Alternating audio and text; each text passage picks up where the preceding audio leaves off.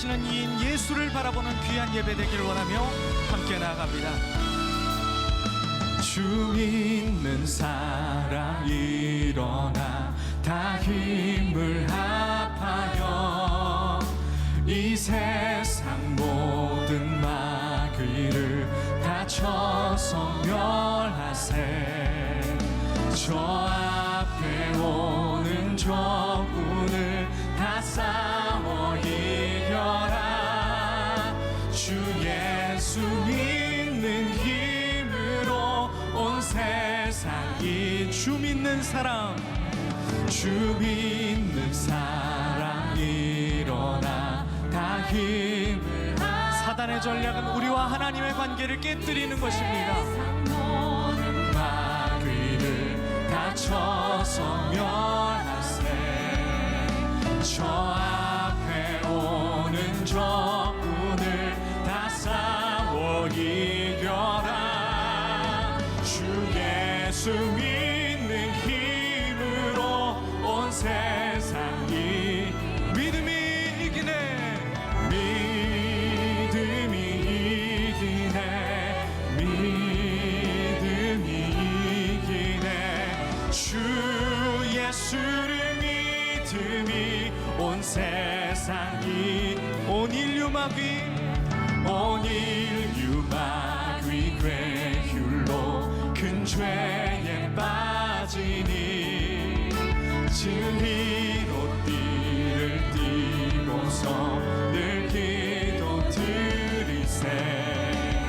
참 믿고 의지하면서 겁없이 나갈 때 주 예수 믿는 힘으로 온 세상 이기네. 믿음이 이기네. 믿음이 주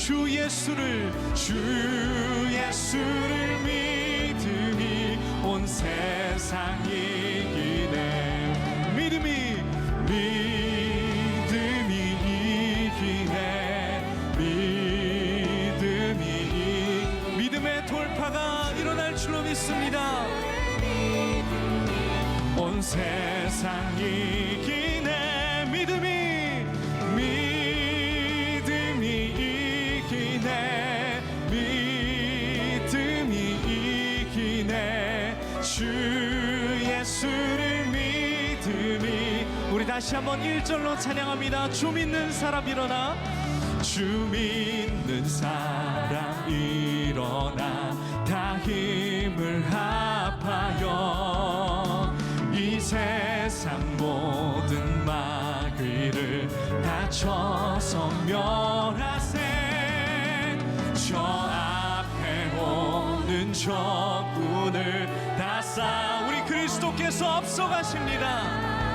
주 예수 믿는 힘으로 온 세상 이기네.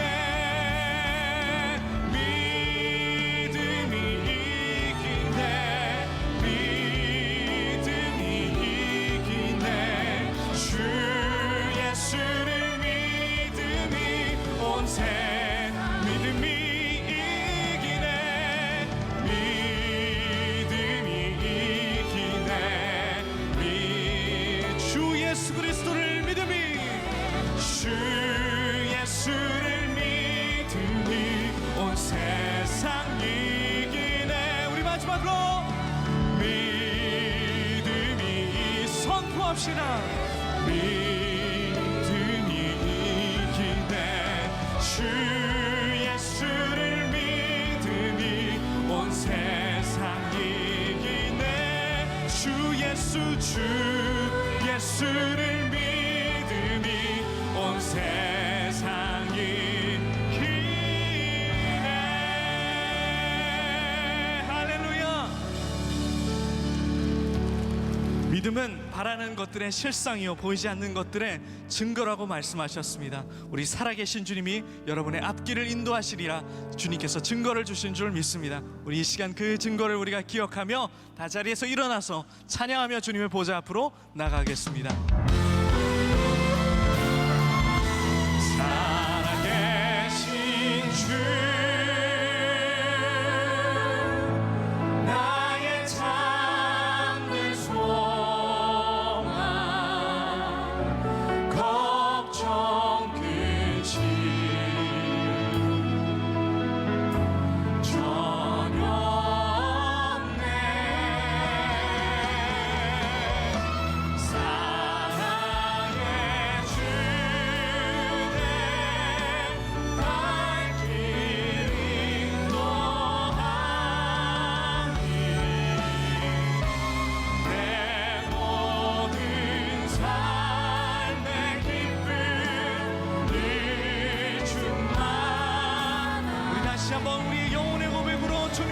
앞으로 나갑시다.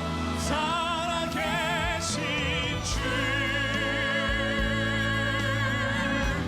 나의 잠든 손. 믿음은 바라는 것들의 실상이요 보이지 않는 것들의 증거라고 말씀하셨습니다.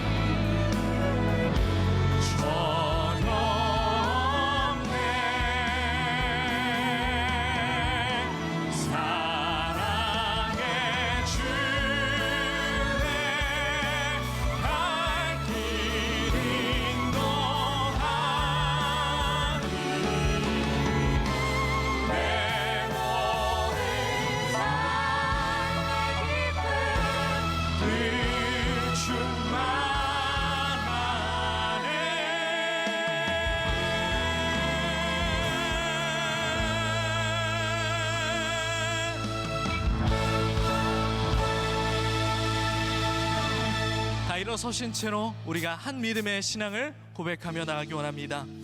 나는 전능하신 아버지 하나님, 천지의 창조주를 믿습니다. 나는 그의 유일하신 아들 우리 주 예수 그리스도를 믿습니다. 그는 성령으로 잉태되어 동정녀 마리아에게서 나시고 본디오 빌라도에게 고난을 받아 십자가에 못 박혀 죽으시고 장사된 지 사흘 만에 죽은 자 가운데서 다시 살아나셨으며 하늘에 오르시어 전능하신 아버지 하나님 우편에 앉아 계시다가 거기로부터 살아있는 자와 죽은 자를 심판하러 오십니다. 나는 성령을 믿으며 거룩한 공교회와 성도의 교제와 죄를 용서받는 것과 몸의 부활과 영생을 믿습니다. 아멘. 다 자리에 앉겠습니다. 할렐루야. 눈과 귀에 아무 증거 없어도 우리가 믿음 위에 서서 주님께 함께 걸어갑시다. 이 눈에 아무 증거 아니 되어도 믿음만을 가지고서 늘 걸으며 이 귀에 아무 소리 아니 들려도 하나님의 약속 위에서 다시 한번 이 눈에 아무 증거 이 눈에 아무 증거 아니 되어도 믿음만을 가지고서 늘 걸으며 이 귀에 아무 소리 아니 들려도 하나님의 약속 위에 서리라. 걸어가세 믿음 위에 서서 나가세 나가세 의심 버리고 걸어가세 믿음 위에 서서 눈과 귀에 아무 증거 없어도 이 눈이 보기에는 어떠한지 이미 얻은 증거대로 늘 믿으며 이 맘에 의심 없이 살아갈 때에 우리 소원 주 안에서 이루리. 아멘. 걸어가세 믿음 위에 서서 나가세 나가세 의심 버리고 걸어가세 믿음 위에 서서 눈과 귀에 아무 증거 없어도 주님의 거룩함을 두고 맹세한 주 하나님 아버지는 참 이쁘다. 그 귀한 모든 약속 믿는 자에게 능치 못한 무슨 일이 있을까. 아멘. 걸어가세 믿음 위에 서서 나가세 나가세 의심 버리고 걸어가세 믿음 위에 서서 눈과 귀에 아무 증거 걸어가세 믿음 위에 서서 나가세 나가세 의심 버리고 걸어가세 믿음 위에 서서 눈과 귀에 다시 한번 믿음으로 걸어가세 믿음 위에 서서 나가세 나가세 의심 버리고 걸어가세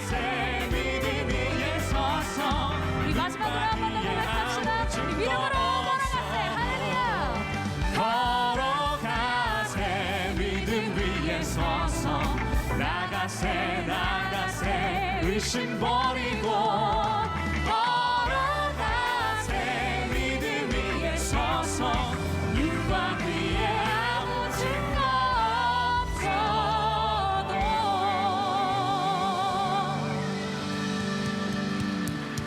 조금 전 우리가 올려드린 고백은 어떤 분들은 꼭 저렇게까지 해야 될까? 그렇게 여지없이 고백해야 될까 하시는 분들이 있으실 겁니다. 그러나 사단은 계속해서 하나님과 우리의 사이를 갈라놓기를 원하고 하나님을 신뢰하지 못하게 만듭니다. 그래서 정녕 그러했던가 의심이 불신으로 바뀌게 합니다. 정말 이 시간 우리가 모여서 해야 될 일은 정말 주님의 말씀을 그대로 신뢰하고 나아가는 것일 줄로 믿습니다. 함께 믿음의 고백으로 올려드리기 원합니다. 믿는 자에게 능치 못함 없네. 믿는 자에게 능치 믿는 자에게 믿는 자에게 능치 못함 없네.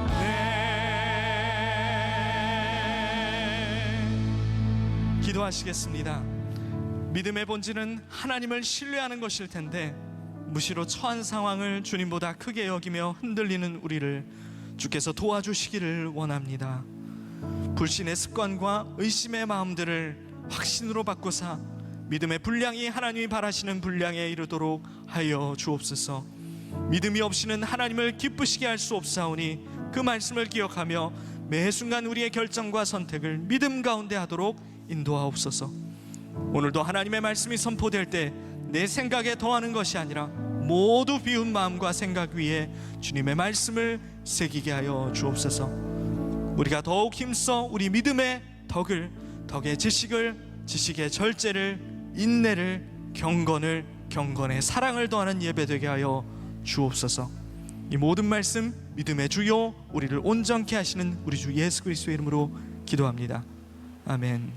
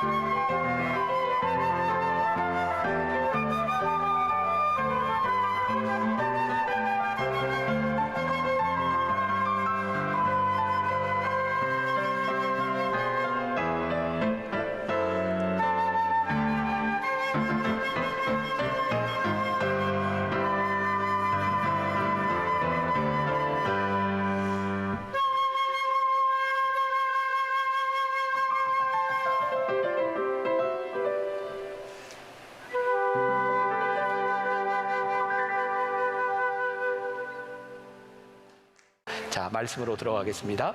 이제 요한복음 말씀 벌써 딱 반을 지나서 오늘 7번째 믿었더니 진짜구나라는 제목으로 말씀을 나누려고 합니다. 제목을 들으니까 조금 흥미가 당깁니까? 네, 믿었더니 진짜구나. 왜 이런 제목을 정했는지 우리가 좀 보게 될 거예요. 오늘 말씀은 저에게 있어서는 참 쉽지 않았습니다. 잘 이해가 안 되는 그런 부분들 때문에 제가 오랫동안 묵상하고 씨름했고, 그래서 믿었더니 진짜구나 이런 제목을 정하게 되었습니다. 오늘 말씀은 요한복음의 요한이 증거하는 두 번째 기적의 말씀이다 라고 되어 있습니다. 그러나 문맥을 통해서 쭉 보면 이 두 번째 기적이라고 하는 것은 예수님이 갈릴리 지역에 있으셨을 때 행하셨던 두 번째 기적이다, 이 말이 옳을 것 같아요. 요한복음 4장 43절 이렇게 시작하고 있죠. 이틀이 지나매. 여기서 이틀이라고 하는 건 뭘까요?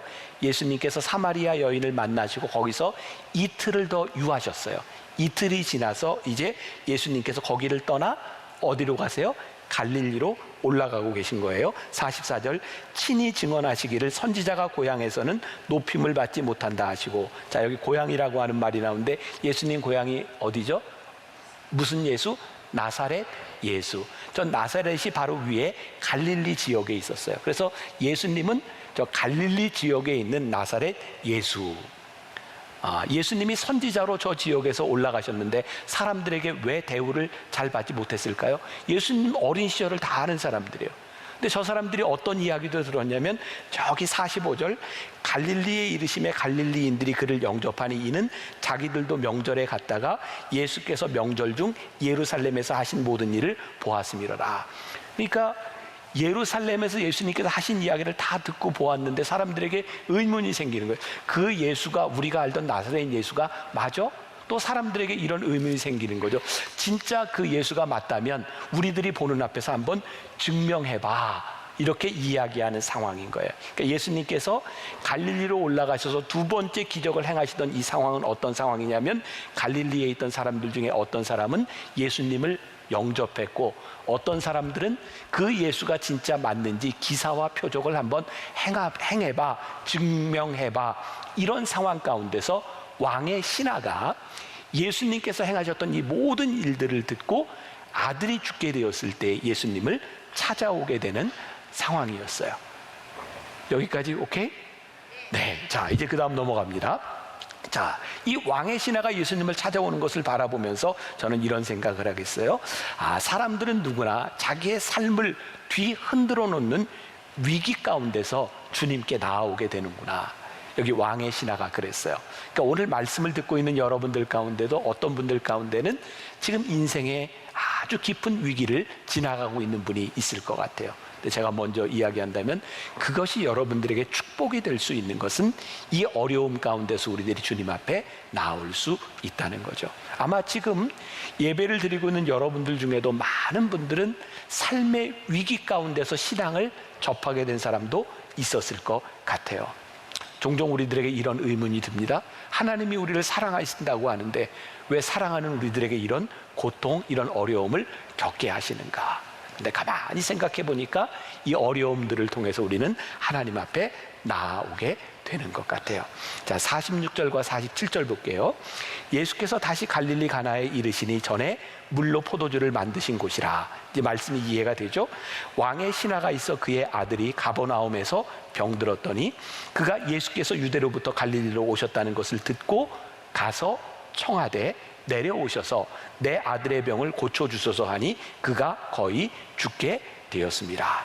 여기서 왕의 신하라고 하는 이 사람은 어떤 사람인가? 당시 갈릴리 지역에는 왕이 다스리고 있었어요. 어떤 왕이냐면 헤롯 안티파스. 자, 여러분들 신약 성경을 읽다 보면 헤롯이라고 하는 이름이 자주 등장을 합니다. 헤롯이 4명의 헤롯이 등장해요. 근데 어느 헤롯인지 다 이해가 되세요? 이해가 안 되든지 아무 생각 없이 성경을 보든지 둘 중에 하나죠. 자, 이 헤롯이 등장을 하고 있는데 여러분들에게 중요한 것만 몇 가지 알려드리자면, 예수님이 태어나셨을 때 유아들을 다 살해하려고 명령했던 헤롯은 지금 여기 왕이 아니에요. 누구냐면 헤롯 대제라고 불리는 사람입니다. 지금 이 갈릴리 지역을 다스리고 있는 이 헤롯 왕은 헤롯 안티파스라고 불리는 사람인데 바로 헤롯 대제의 아들입니다. 헤롯 대제의 아들들이 분봉왕이라고 해서 당시에 유대 땅을 이렇게 나누어서 다스리고 있었어요. 이 갈릴리 지역의 헤롯 안티파스는 바로 세례 요한의 목을 쳐서 죽게 했던, 우리가 영화에서 보면 이 헤롯 안티파스가 그의 동생의 아내를 취하죠. 살로메, 헤로디아라고 하는 아내. 그런데 그 헤로디아에서 나는 딸에게까지 혹심을 보여요. 그게 누구냐면 살로메였어요. 헤로디아는 그 바로 이 왕 헤롯 안티파스에게 복수하기 위해서 헤롯 그 세례 요한의 목을 요구하게 되죠. 바로 그 왕입니다. 그 당시 갈릴리를 중심으로 한 이 분봉왕, 그 왕의 신하로서 막강한 권력을 누리고 있던 사람이 이 왕의 신하인 거예요. 그래서 영어 성경에 보면 노블맨 혹은 로얄 오피서라고 표현을 하고 있는데 귀족이라는 말이죠. 자, 이 사람이 예수님께 찾아오게 되는 거예요. 아무리 훌륭한 사람이라고 해도 자식의 죽음 앞에서 별 장사가 없는 거예요. 주님께 찾아와서 주님 고쳐달라고 나사렛 예수님 앞에 와서 이야기를 하는 거죠. 인생의 고난은 우리들에게 자존심을 내려놓게 합니다. 저는 그래서 하나님을 믿는 우리들에게, 아니 이 세상 사람들에게 고난을 만나는 것은 참 큰 유익이다. 왜? 자기의 자존심을 내려놓을 수 있고 겸손하게 하나님 앞에 설 수 있도록 만들어주기 때문이죠. 오늘 말씀 47절에 이 왕의 신하가 예수님께 청하여라고 되어 있는데, 이 말도 현대인의 성경에 보면 애원했다라고 되어 있고요, NIV 영어 성경에 보면 beg, BEG라고 하는 말을 쓰고 있어. I beg your pardon 뭐 이런 말을 쓰죠. 간청했다, 애원했다 이런 말을 하고 있는 거예요. 예수님께 와서 이 귀족이 나사렛 예수 시골 목수에게 와서 애원하고 있는 형국이죠. 그런데 이 사람이 이렇게 자존심을 꺾고 겸손하게 예수님께 와서 청하고 있는데 예수님의 반응이 어떻게 되어 있냐면 48절에 보니까 예수께서 이르시되 너희는 표적과 기사를 보지 못하면 도무지 믿지 아니하리라. 자존심을 꺾고 와서 예수님께 이야기를 하는데 예수님이 따뜻하게 맞아준 것이 아니라 너희들은 표적과 이적을 보지 못하면 믿지 않는구나. 여기에서 굉장히 중요한 부분이 있어요. 저는 이 노블맨, 이 왕의 신하가 진실 앞에 마주서는 순간이었다라는 생각이 들어요. 이 사람은 지금 예수님을 믿고 있었을까요? 안 믿고 있었을까요? 이 성경의 문맥으로 보면 예수님을 안 믿습니다. 그는 단지 기사와 표적을 구하고 있는 거예요. 누구 때문에? 아들 때문에. 예수님께서 이렇게 말씀하시는 거예요. 네가 온 것은 믿음 때문에 온 것이 아니라 단지 너에게 기사와 표적이 필요해서 나왔을 뿐이다. 바로 이 진실의 순간을 맞이하게 되는 거죠.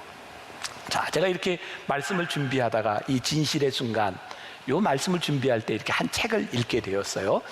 안녕 기독교라고 하는 책을 쓴 김정주 전도사. 그 당시에는 전도사인데 얼마 전에 저한테 이렇게 연락이 오기를 이제 목사 안수를 받게 된 거예요. 이분이 책을 참 재밌게 썼어요. 이 책에서 이 선악과에 대한 이야기를 하고 있는데 제가 아주 흥미있어서 여러분들에게 소개해 드리려고 합니다. 전도사님이 목회를 하니까 그 집에 교회 학교 아이들, 어린아이들이 많이 있을 거 아니에요. 한 번은 8명의 교회 학교 아이들이 이 전도사님 집에 놀러 왔답니다. 그런데 이 아이들을 놔두고 잠깐 전도사님이 집을 비워야 되는 상황이 오게 된 거예요. 그래서 아이들에게 이렇게 당부를 합니다. 전도사님 집에서 마음껏 놀고 다 해도 돼. 그런데 한 가지 절대로 하면 안 되는 게 있어. 냉장고는 절대로 건드리지 마. 너희가 이걸 여는 날에는 정녕 죽으리라. 이렇게 아이들한테 이야기를 한 거예요. 애들이 신나게 전도사님 집에서 놀다가 자기 집처럼 놀다가 딱 냉장고를 부는 순간 뭐를 깨닫게 돼. 아, 이 집이 우리 집이 아니구나. 여기는 전도사님 집이구나. 그리고 아이들이 실컷 놀다가 자신의 실체가 무엇인지를 깨닫게 되는 거죠. 이 전도사님이 이런 표현을 씁니다. 이 냉장고는 은혜의 방편이 되었다. 이게 무슨 말이냐면, 처음 에덴 동산에 하나님께서 에덴 동산을 창조하시고 그 동산 중간에 선악과를 두셨어요. 그래서 사람들에게 너희들 다 가져도 되는데 이것만은 먹지 마. 인간들에게 자유 의지를 주셨는데 이것만은 먹지 마. 여러분, 이 선악과를 주신 게, 어떤 사람들은 그렇게 얘기하죠. 하나님은 왜 선악과를 만들어 놓으셔서 인간으로 하여금 죄를 짓게 하셨는가? 사실은 이 선악과는 하나님께서 인간들에게 주신 가장 큰 배려인 거죠. 어떻게? 하나님 앞에서 선악과를 볼 때마다 우리들이 사람인 것을 깨닫게 하시는 거예요. 너희들이 모든 것을 다 할 수 있지만 이것만은 할 수 없어. 너희는 하나님이 아니야. 너희들은 인간이야. 하나님 앞에 순종해야 되는 존재야 라고 하는 것을 깨닫게 하신 거죠. 이 선악과는 바로 무엇이냐면, 인간들로 하여금 방종하지 않도록 은혜의 선물로 우리들에게 주신 거예요. 그래서 선악과를 볼 때마다 사람들은 진실 앞에 닥에 서는 거죠. 우리가 어떤 존재인지를 아는 거예요. 자, 제가 장황하게 이런 이야기를 했어요. 바로 이 노블맨, 이 왕의 신하가 예수님의 말씀 앞에, 진실 앞에 다가서게 되는 거예요. 내가 지금 주님을 믿는 것이 아니라 기사와 표적을 보기 위하여 예수님께 나왔다. 그리고 49절에 보니까, 48절 49절 이어서 한번 보죠. 자, 같이 한번 봅니다. 시작. 예수께서 이르시되 너희는 표적과 기사를 보지 못하면 도무지 믿지 아니하리라. 신하가 이르되 주여, 내 아이가 죽기 전에 내려오소서. 지금 이 신하는 예수님이 얘기하는 거하고 아무 관계가 없어요. 이 사람은 지금 뭐를 원해요? 내 아들 고쳐주세요. 아마 우리들이 그런 기도하지 않나요? 하나님, 살려만 주시면 뭐든지 하겠습니다. 이런 기도. 지금 이 아버지의 절박함이 있는 거예요. 네, 생각해 보세요. 살려주면 뭐든지 하겠습니다. 뭐든지가 과연 옳은 일일까요? 지금 예수님께서 왜 끊임없이 이 가나의 혼인잔치부터 계속해서 기사와 표적이 중요한 것이 아니라 기사와 표적이 무엇을 가르치고 있는지를 보아야 된다고 말씀하고 계실까요? 오늘 우리들에게 일어나는 기사와 표적들은 다 우리들이 원하는 욕망에 대한 부분들이에요. 우리들이 원하는 우리들의 욕구에 대한 부분들이에요. 그런데 우리의 욕망과 우리의 욕구가 해결된다고 우리들이 진짜 믿음의 사람이 되지 않는 거죠. 예수님께서 계속 말씀하시는 것은 너희들이 하나님 나라의 다스림, 하나님께서 우리들에게 원하시는 것이 너희들이 그것을 보아야 된다는 거예요. 오늘 이 왕의 신하가 가지고 있는 욕망에 대한 문제가 아니라 주님이 누구인지를 봐야 된다는 거죠. 여러분, 우리가 잘못하면 우리들이 가지고 있는 믿음이 욕망이 될 수 있다는 게 얼마나 무서운 일인지 몰라요. 제가 지난주에도 여러분들에게 그런 말씀 드렸죠. 요즘 말씀을 묵상하면서 내가 이렇게 진즉에 이 말씀을 이렇게 깨닫고 이 말씀이 이런 것이었구나 하는 것을 좀 일찍 알았더라면 우리 교인들에게 조금 더 좋은 설교, 제가 조금 더 좋은 설교자가 될 수 있었을 텐데, 요즘은 그런 것들을 참 많이 느껴요. 이 말씀이 이런 말씀이었구나. 그러니까 우리들은 지금까지 복음서를 보면서 기사와 이적에 참 초점을 많이 뒀는데, 예수님은 너희들이 보아야 되는 게 기사와 이적이 아니라는 거예요. 너희들의 욕망이 이루어지는 것이 중요한 것이 아니라 너희들이 진짜 하나님을 어떻게 믿느냐가 중요하다는 걸 우리들에게 계속해서 말씀해 주고 있는 거죠. 그래서 오늘 우리들이 진실 앞에 서야 돼요. 우리들이 하나님 앞에 원하는 것들이 우리의 욕망이 이루어지는 것인가, 아니면 하나님 나라의 다스림 가운데 우리들이 믿음으로 서기를 원하는 것인가. 제가 언젠가도 그런 말씀을 드렸던 것 같아요. 제가 92년도에 미국으로 유학을 가기 전에 이 분당에서 처음 저 동신상가, 임해촌에 있는 동신상가에서 이 만나교회 전신에 여기 들어오기 전에 제가 개척교회를 시작한 적이 있어요. 그때는 이 분당에 아파트를 다 지어놓고 40만 인구가 함께 들어오는 상황이었기 때문에 소위 그 당시에 교회 개척을 한다는 건 많은 목회자들에게 꿈 같은 일이었던 것 같아요. 여기 개척하면 그냥 사람들이 막 모여오는 때이기도 했고, 그런데 문제는 여기는 종교 부지들이 다 정해져 있어서 교회를 그렇게 다 세울 수가 없는 거예요. 그래서 개척교회들이 대개 상가 건물로 많이 들어왔죠. 여러분들 기억에 한 상가 건물에 몇 개까지 교회를 보셨어요? 저는 92년도에 한 상가에 교회 6개를 봤어요. 하기에는 일러요. 그런데 그 상가 주인이 독특한 사람이라 교회 6개를 다 한 층에. 상상이 가세요? 교회 6개가 한 건물에 한 층에 6개가 있는 거예요. 여러분, 그 당시에는 또 사람들이 막 개척교회에 이렇게 오고 막 다른 데서 교회가 이사 오고 그러다 보니까 그때는 또 왜 이렇게들 다 여자들이 한복을 입었나 몰라. 다 한복 입고 이 주보 가지고 와서 우리 교회로 오세요. 막 이렇게 전도. 그리고 한층 그 복도를 간다고 생각해 보세요. 예배 시간이 거의 동일한데 예배 순서들이 다 다르니 어떤 교회에서는 찬송 소리, 설교 소리, 기도 소리가 이렇게 들리고 있었을 텐데, 그런데 우리는 왜 그런 모습들을 다 자연스럽게 이렇게 볼 수 있었을까요? 그때 저는 29살 때 그런 생각을 했어요. 저 모습을 보면 하나님이 기뻐하시겠는가? 내가 이 교회를 다니며 이 교회를 목회하면서 이 교회가 성장하고 이 교회가 부흥하는 것이 내 욕망을 채우는 것일 수는 있지만 하나님께서도 그런 상황을 기뻐하시겠는가? 여러분, 우리가 기사와 이적이 중심이 되고 내 욕망이 중심이 되면 우리들이 수단을요 정당화할 수 있어요. 내가 이 목적을 이루기 위해서 내가 어떤 수단과 방법을 가려도 가리지 않아도 된다고 하는 잘못된 믿음 가운데 들어갈 수 있어요. 그러고 보니까 여전히 교회에서 기사와 이적이 일어나고 우리들이 신앙생활을 열심히 하고 있음에 불구하고 우리들이 그 기사와 이적이 가르치고 있는 하나님의 나라를 보고 있는가? 이것은 정말 다른 차원의 문제였던 거죠. 제가 참 감사했던 것 중에 하나, 제가 뭐 어떤 특별한 사람이어서가 아니라 바로 여기 저희 교회 바로 옆이 판교잖아요. 판교도 10만이 넘는 인구가 한꺼번에 들어왔어요. 막 아파트들을 지어놓고, 그때 우리 교회도 장로님들이 저 판교에 이제 신도시에 사람들이 들어오면 전도해야 되지 않겠습니까? 우리 70문도 전도되고 막 전략도 이렇게 짰어요. 하루는 그렇게 막 판교에 입주가 시작될 때 우리 교회 처음 판교에 들어온 교인을 제가 신방하게 되었거든요. 근데 가서 보니까 신방을 하러 들어가는 그 입구에 보니까 여러 교회에서 천막을 치고 교회 이름을 붙여놓고 와서 전도를 하는 거예요. 어떤 교회에서는 막 이사 오는 사람마다 막 이렇게 부침개도 붙여다주고 짐도 실어다주고 그러면서 교회 나오라고 이야기해요. 제가 그걸 보고 그 다음 주에 교회 와서 주일 낮설교 때 그런 얘기했어요. 혹시 기억하는 분 있는지 모르겠어요. 우리 만나교회는 판교회 전도 금지령입니다. 우리는 판교회 전도하지 않습니다. 이 말을 오해하지 마세요.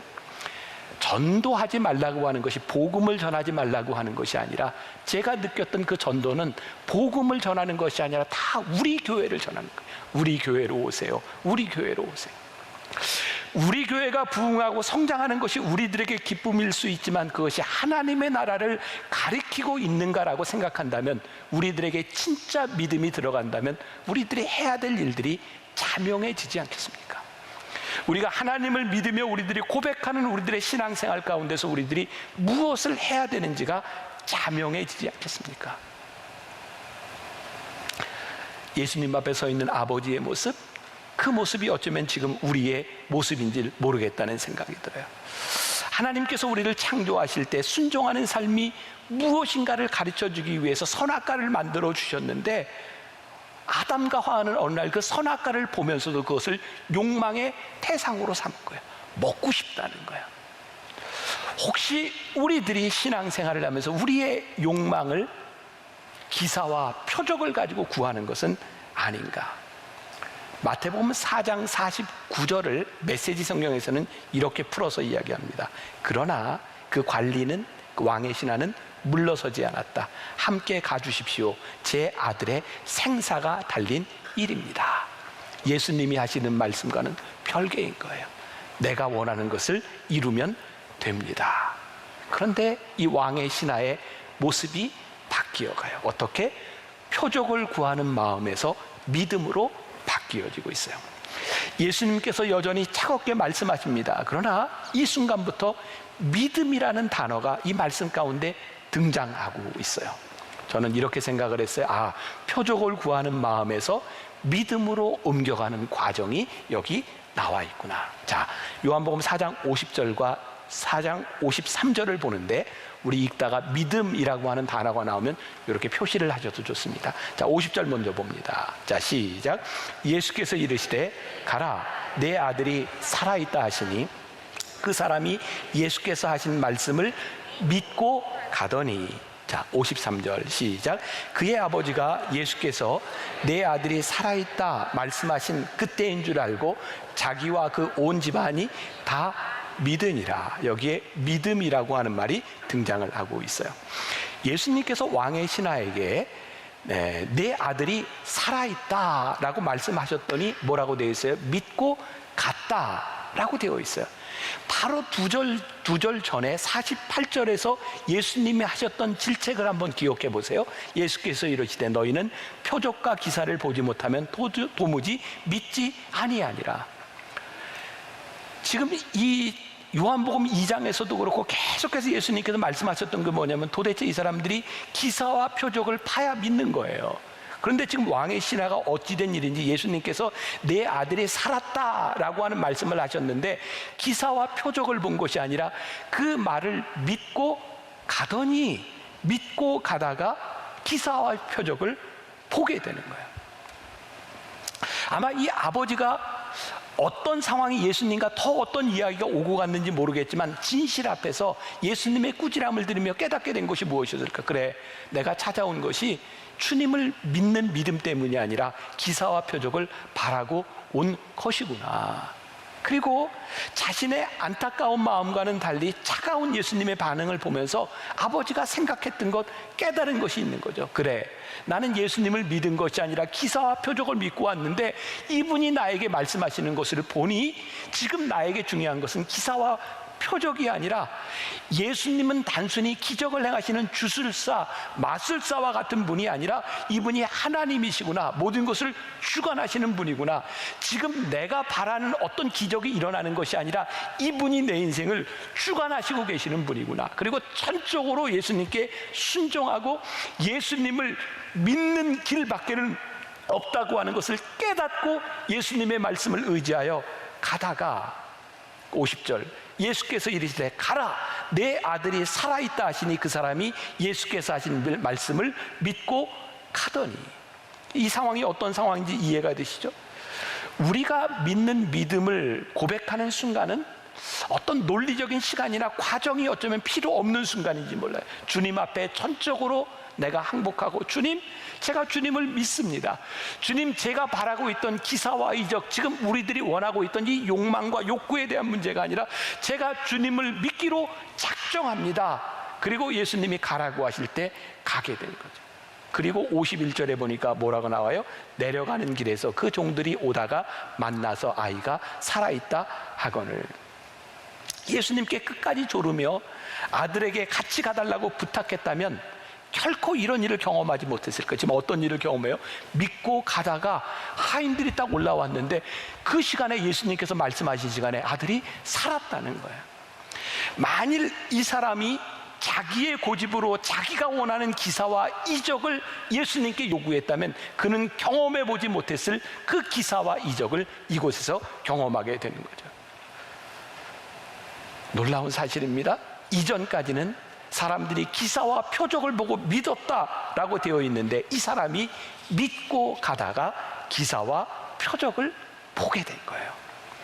지금 이 왕의 신하는 표적을 구하는 신앙에서 주님을 믿는 믿음으로 바뀌었어요. 믿음으로 내려가다가 표적을 경험합니다. 저는 오늘 여러분들, 말씀을 듣고 있는 여러분들에게 그렇게 권면하고 싶어요. 지금 이 말씀을 전하는 제 마음 가운데도 우리 떠오르는 교인들의 모습이 있어요. 제가 알고 있는 안에서 지금 참 힘든 시간을 지나가고 있는 교인들이 있는 거예요. 그분들이 구하고 있는 게 있지 않겠습니까? 근데 제가 믿음으로 이렇게 권면하고 싶은 거예요. 지금 그렇게 간절하게 구하는 그 구함보다 더 중요한 것이 주님을 믿는 믿음입니다. 주님께서 어떻게 우리들에게 행하실지 우리는 아직 알지 못하지만 그 믿음을 통해서 우리들이 기사와 표적을 보는 것이 우리들에게 훨씬 더 중요합니다. 이 아버지가 내려가면서 그 아들을 살리시는 방법에 대해 주님이 내 아들이 살아있다라고 말씀하셨는데 어떤 방법을 생각할 수 있었을까요? 아니요. 이 순간 일어난 이 일은 이 아버지가 생각할 수 있었던 방식이 아니었어요. 주님께서 행하시는 일이었어요. 주님을 믿기로 작정하고 그냥 돌아갔더니 그 길에서 기사와 이적을 체험한 거죠. 표적을 보고 믿는 것이 아니라 믿음으로 내려가다 표적을 보았다. 저는 오늘 여러분들이 기억해야 될 딱 한 문장 하나 있다면 그게 뭐냐면 표적을 보고 믿은 것이 아니라 믿음으로 가다가 표적을 보았다는 사실이에요. 오늘 요한복음 4장 53절, 그의 아버지가 예수께서 내 아들이 살아있다 있다 말씀하신 그때인 줄 알고 자기와 그 온 집안이 다 믿으니라. 믿음이라는 말이 두 개가 나오잖아요. 제가 말씀을 묵상하다가 이 왕의 신하가 믿는 믿음은 또 뭐고 온 가족이 믿는 믿음은 뭘까? 이렇게 묵상하다가 저에게 이런 생각이 드네요. 확증이구나. 자, 우리 가끔 기도할 때 이런 기도 여러분들 하지 않으세요? 하나님, 믿음의 믿음을 더해 주세요. 그런 기도 하지 않으세요? 저도 가끔 그런 기도해요. 하나님, 저에게 믿음을 더해 주세요. 그러니까 이전에 있던 믿음이 가짜가 아니라, 지금 믿음이 진짜가 아니라, 내가 믿을 때 믿음의 믿음을 더하는 일. 오늘 말씀의 제목인데, 내가 믿었더니 진짜네. 내가 믿음으로 고백했는데 그게 진짜네. 이게 믿음의 확증인 거예요. 내가 지금까지 믿었던 것이 잘못되지 아니하고 하나님께서 내가 믿는 믿음을 확증시켜 주셨어 라고 하는 믿음의 고백이 오늘 귀하게 다가오는 거예요. 그냥 믿는 믿음이 아니고 그 믿음으로 인해 감격하게 되는 순간 우리의 믿음이 확증돼요. 지난해 제가 이게 말씀을 준비할 때 제가 편지를 하나 받게 되었어요. 아마 이 집사님이 지금 이제 베트남에 있는데 줌으로도 신방을 같이 하고 또 예배를 드리고 있으니까 지금 이 예배를 드리고 있을지 몰라요. 제가 편지를 좀 읽어드릴게요. 사랑하는 김병삼 목사님, 최인숙 교장 선생님. 여기서 최인숙이라 하면 제 아내를 얘기합니다. 네. 2009년 아무도 아는 이 없는 성남에 와서 만나교회를 등록하고 매주 말씀으로 은혜 받고 감사한 마음을 표현할 길이 없어 늘 두 분과 우리 교회를 위해 기도만 했습니다. 남성 성경 공부에서 뵙던 목사님과 마더와이즈에서 뵙던 사모님, 또 사무엘의 교장 선생님으로 초하루 아이들 예배까지 저희 가정에게는 항상 감사한 영적인 부모님이셨습니다. 남편이 베트남으로 가게 되면서 학교나 집 여러 가지 문제로 가족의 베트남 행을 막으셨는데 1년 반이 지난 지금 이제는 가야 한다고 이끌어주시는 하나님 믿고 10년간 정든 이곳을 떠나 베트남으로 가려 합니다. 설교 시리즈 시편의 말씀으로, 이제 지난해 제가 시편 설교했죠. 말씀으로 매주 힘내서 생활하면서도 갑작스런 베트남 행에 저도 모르게 제 마음에 두려움이 있었나 봅니다. 몇 주 전 목사님께서 설교 중에 하나님께서 윙크하실 때 설교를 하시던 중 안경을 벗으시고 윙크를 하셨는데 그 순간 10년 전 목사님께서 큰아이 서진이 새아기 축복을 해주시던 날이 생각나서 예배 중에 엄청 울었습니다. 서진이가 신생아일 때 안경 쓴 남자만 보면 너무 심하게 울어서 새아기 축복 때 아이가 울지 않게 해달라고, 예배를 방해하지 않게 해달라고 몇 주간 기도했었는데 그날 목사님께서 안경을 쓰지 않고 예배에 오셔서 무사히 새아기 축복을 마치게 되었습니다. 예배 후 인사를 드리면서 왜 안경을 쓰지 않고 오셨냐고 여쭤봤더니 내가 오늘 깜빡하고 9층에서 내려와서 라고 말씀하시던 목사님 모습에 세심하게 기도 응답을 해주셨구나 하고 기뻐했던 일이 있었습니다. 생각해 보니까 제가 20년 여기 설교하는 중에 안경 안 쓴 날이 그때가 처음이었던 것 같아요. 목사님께서는 하나님께서 윙크하실 때를 설교하시며 안경을 벗으시는데 그 10년 전 일이 생각나면서, 민경아, 내가 너 베트남 가라고 했으면 그 길도 함께 할 건데 내가 필요하면 김병삼 목사 안경도 벗기는 하나님인데 걱정 좀 그만해라 말씀하시는 듯 했습니다. 베트남 현지 교회에서도 우리 교회에서 배운 대로 잘 섬기고 또 미디어 교회로 함께하며 좀 멀리 좀 길게 인 앤 아웃 잘 다녀오겠습니다. 저게 그냥 그런 느낌이었어요. 작은 부분의 믿음이었을지 모르지만 그 믿음으로 하나님께 기도했을 때 우리의 믿음을 확증해 주시는, 전 오늘 우리들에게 필요한 것은 어떤 기사와 표적이 아니라 주님께서 나를 인도해 주실 것을 믿습니다. 그때 우리들에게 나타나는 인도하심, 그리고 믿음의 확증. 설교를 준비하면서 저를 돌아봤어요. 그리고 전 진짜 깜짝 놀랄만하게 하나님께 이런 고백을 해서, 하나님, 제가 지금까지 지나오는 동안 하나님은 진짜 선하시군요. 제가 기도했던 제 기도의 제목들이 다 이루어진 것이 아니라 하나님은 제가 기도했던 모든 것들을 선하게 인도하여 주셨어요. 제가 지금 이 시점에서 하나님께 기도하고 하나님께 고백할 수 있는 게 하나님은 선하신 분이에요.